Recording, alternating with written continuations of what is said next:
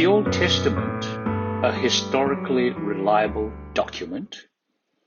Well, the writing of the Old Testament began more than 3,000 years ago, and none of the original manuscripts, the ones that the inspired authors had written on, which is called the autographer, none of the autographers are in existence today.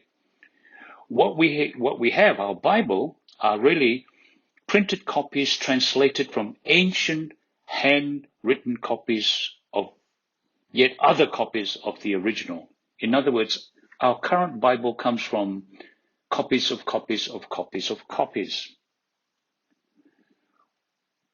This is because the Bible was composed and transmitted in an era before printing press. They had to use handwritten methods, and all manuscripts had to be basically copied by hand. Now, over time, we know physical things deteriorate, and when they deteriorate, they decay, they cease to exist.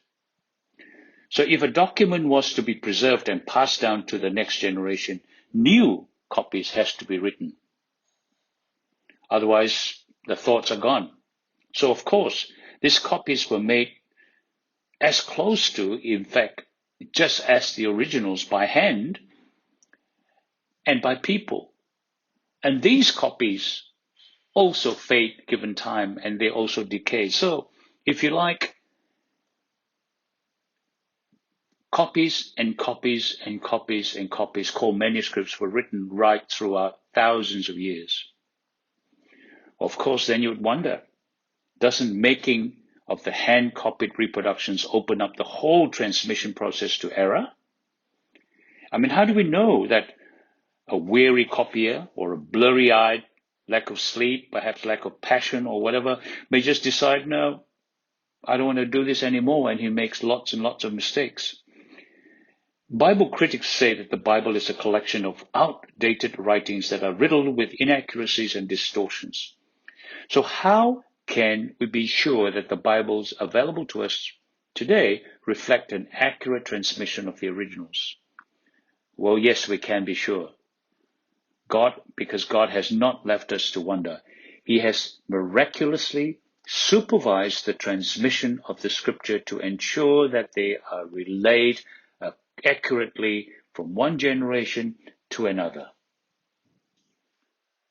One of the ways God ensured that the Old Testament would be relayed accurately was by choosing, by calling, and cultivated a nation of men and women who took the book of the law very seriously. I mean, what it means is God has commanded and instilled a group of people, a group of Jewish people who had great reverence for the scripture. That attitude became such a part of the Jewish identity that a class of Jewish scholars called Sopharim, from a Hebrew word meaning scribes. These group of people arose between the 5th and the 3rd centuries BC. These custodians of the Hebrew scriptures dedicated themselves to carefully preserving the ancient manuscripts and producing new copies when necessary. The Sopharim were eclipsed by the Talmudic scribes who guarded, interpreted, and commented on the sacred text from about 100 AD to about 500 AD. The Talmudic scribes were followed by the better-known Masoretic scribes around 500 to 900 AD. The Talmudic scribes, for example, established a detailed and stringent discipline for copying a manuscript. I mean, the rules were so rigorous that when new copies was complete, they would give the reproduction equal authority of its parents, because they are thoroughly convinced that they had an exact copies. The scribes was a class of people in the providence of God were chosen to preserve the Old Testament text for centuries.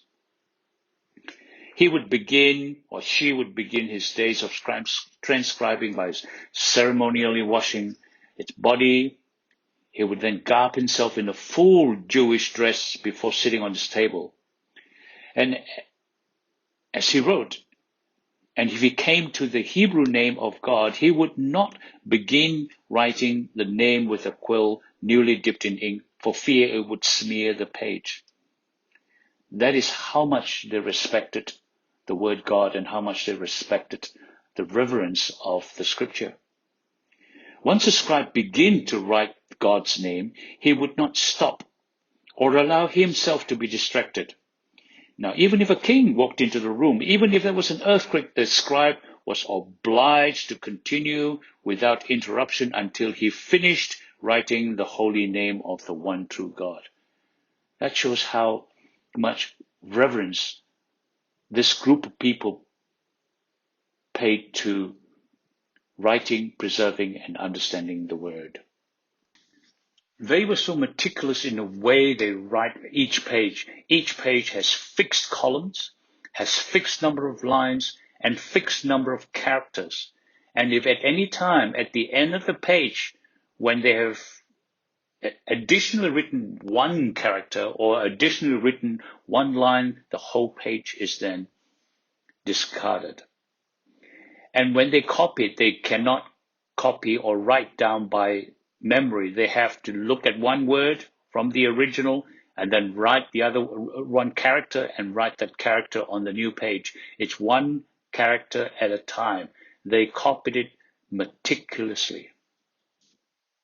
It was not until the mid-20th century, however, before we fully realized how amazing the preservation of the Old Testament had been.